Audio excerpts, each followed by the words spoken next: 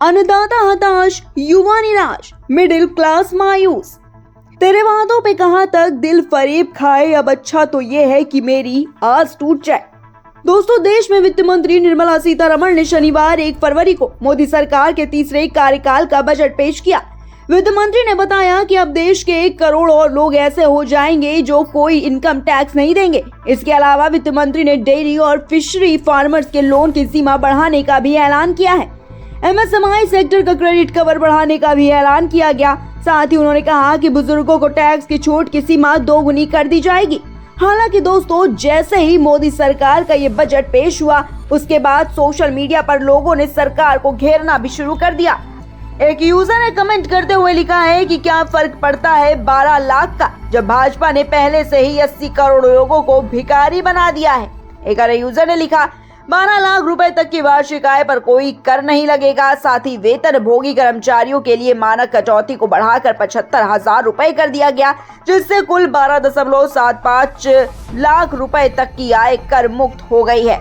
एक यूजर ने लिखा कि शिक्षा बजट का केवल 2.53%, स्वास्थ्य बजट का केवल 1.94%।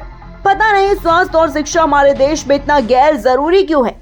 वहीं जसवंत नाम के यूजर ने लिखा कि राजस्थान को निराश करता बजट, महंगाई कम करने पर कोई बात नहीं, किसान मजदूर गरीब युवा को सिर्फ आंकड़े मिलेंगे, जमीनी राहत नहीं।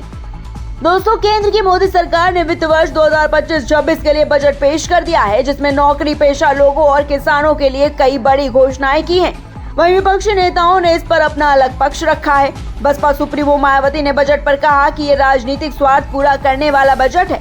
उन्होंने एक्स पर कहा कि देश में महंगाई, गरीबी और बेरोजगारी की जबरदस्त मार के साथ ही सड़क, पानी, शिक्षा, सुख शांति आदि की जरूरी बुनियादी सुविधाओं के अभाव के कारण लगभग 140 करोड़ की भारी जनसंख्या वाले भारत में लोगों का जीवन काफी त्रस्त है, जिसका केंद्रीय बजट के माध्यम से भी निवारण होना जरूरी है।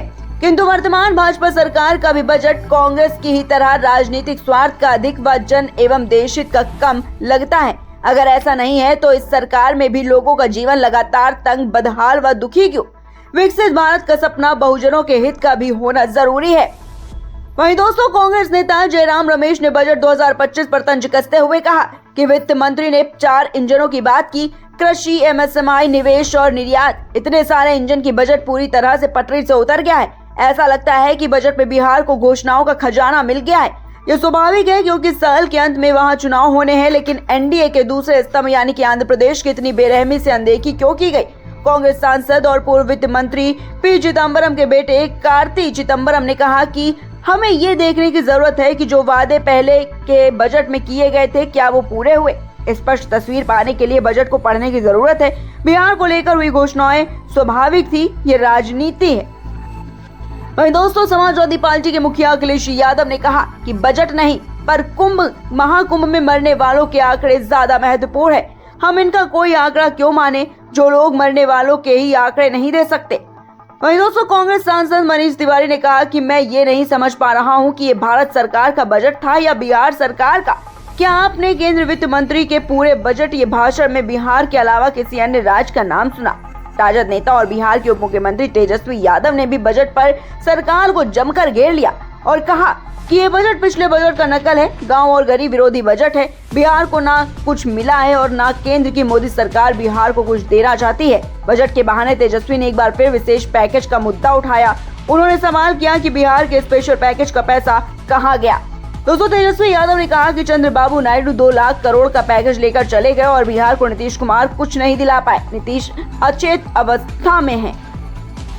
वहीं दोस्तों, इसी के साथ आम आदमी पार्टी के राष्ट्रीय संयोजक और दिल्ली के पूर्व मुख्यमंत्री अरविंद केजरीवाल ने बजट 2025 पर प्रतिक्रिया दी है और कहा है कि देश के खजाने का एक बड़ा हिस्सा चंद अमीर अरबपतियों के कर्जे माफ करने में चला जाता है। मैंने मांग की थी कि बजट में ये ऐलान किया जाए कि आगे से किसी अरबपति के कर्ज माफ नहीं किए जाएंगे। इससे बचने वाले पैसे से मिडिल क्लास के होम लोन और व्हीकल लोन में छूट दी जाए, किसानों के कर्जे माफ किए जाए, इनकम टैक्स और जीएसटी की टैक्स दरें आधी की जाए। मुझे दुख है कि ये नहीं किया गया। तो दोस्तों, इस तरह की तमाम ऐसी प्रतिक्रियाएं हैं जो विपक्ष की ओर से सामने आ रही हैं। फिलहाल दोस्तों, आप मोदी सरकार के इस बजट पर से कितना खुश हैं? कमेंट बॉक्स में अपनी राय में जरूर बताएं। वीडियो को लाइक और शेयर करें और आपके अपने चैनल कबीर न्यूज को सब्सक्राइब करना बिल्कुल भी मत भूलिएगा। नमस्कार।